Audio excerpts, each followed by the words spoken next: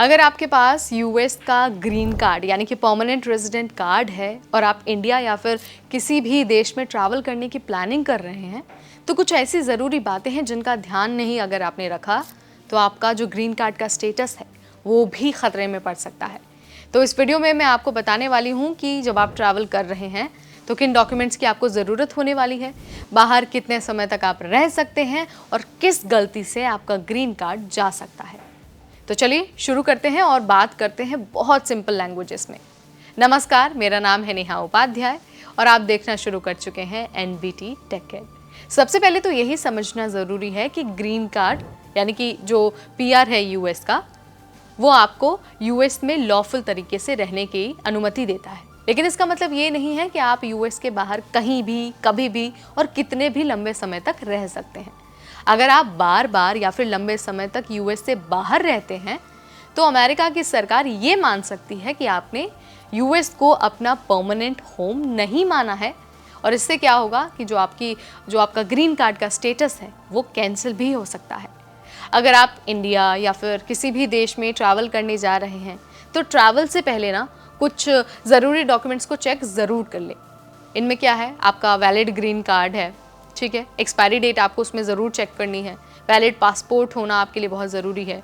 इसके अलावा re entry permit भी आपके पास होना बहुत ज़रूरी है अगर आप 1 साल से ज़्यादा बाहर रहने का प्लान कर रहे हैं।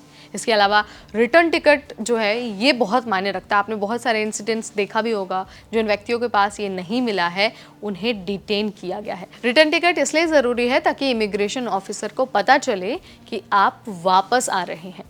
इसके अलावा अगर कोविड या फिर जो दूसरे वैक्सीनेशन है उससे जुड़े अगर कोई नियम आते हैं, कोई नया नियम, कोई नया अपडेट आता है तो उसका भी जो डेटा है उसे अपने पास आपको रखना पड़ेगा। अब सबसे बड़ा सवाल ये है कि आप बाहर कितने समय तक रह सकते हैं। तो देखिए, अगर आप 6 महीने से कम बाहर रहते हैं तो आपको कोई दिक्कत नहीं होने वाली है। लेकिन अगर आप 6 महीने से ज़्यादा और 1 साल से कम बाहर रहते हैं तो जब आप यूएस वापस आएंगे तो आपसे सवाल ज़रूर पूछे जा सकते हैं। आपको ये साबित करना होगा कि आपके पास यूएस का जो परमानेंट रेजिडेंस है यानी कि जो ग्रीन कार्ड है वो वैलिड है और आप यूएस को अपना परमानेंट होम मानते हैं। इसके अलावा अगर आप 1 साल से ज़्यादा बाहर रह रहे हैं तो आपको री एंट्री परमिट चाहिए होगा। अगर वो आपके पास नहीं है तो आपका ग्रीन कार्ड इनवैलिड हो सकता है।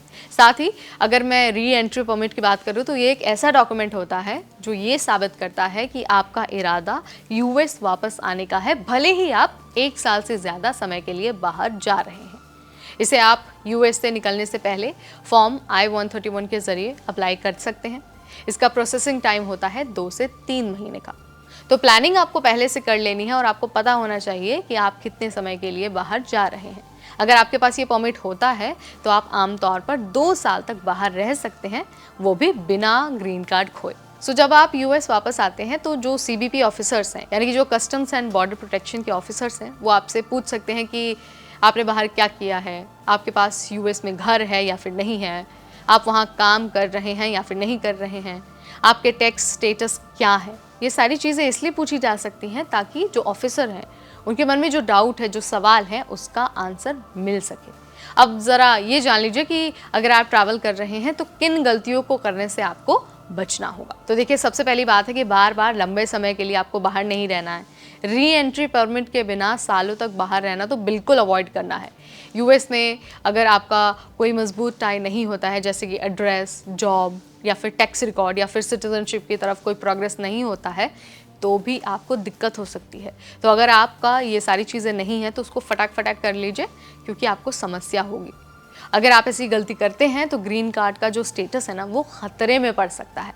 तो भाई, अगर आप ग्रीन कार्ड होल्डर हैं, भारतीय हैं और बाहर ट्रैवल करने जा रहे हैं तो ये सिर्फ एक छुट्टी नहीं है बल्कि ये आपके इमिग्रेशन स्टेटस का एग्ज़ाम भी है। डॉक्यूमेंट्स को आपको रेडी रखना है, टाइम लिमिट का बहुत ध्यान रखना है और ये प्रूफ रखना है कि आपका असली घर अमेरिका ही है। और सबसे ज़रूरी बात, अगर आप हमेशा के लिए अमेरिका में रहना चाहते हैं तो सिटीजनशिप की तैयारी शुरू कर दीजिए। तो इस वीडियो में मैंने आपको बता दिया है कि भाई आपको किन बातों का ध्यान रखना है, कौन से डॉक्यूमेंट आपके पास होने चाहिए और साथ ही ग्रीन कार्ड होल्डर अगर आप हैं तो ट्रैवल के नियम क्या कहते हैं। आई होप इस वीडियो ने आपकी नॉलेज में इजाफा किया होगा और आपको ये अपडेट अच्छा लगा होगा। ऐसे और अपडेट्स और अगर ऐसी वीडियोस आपको और देखनी है तो आज ही सब्सक्राइब करिए हमारा channel. Till then, this is me Neha Upadhyay signing of.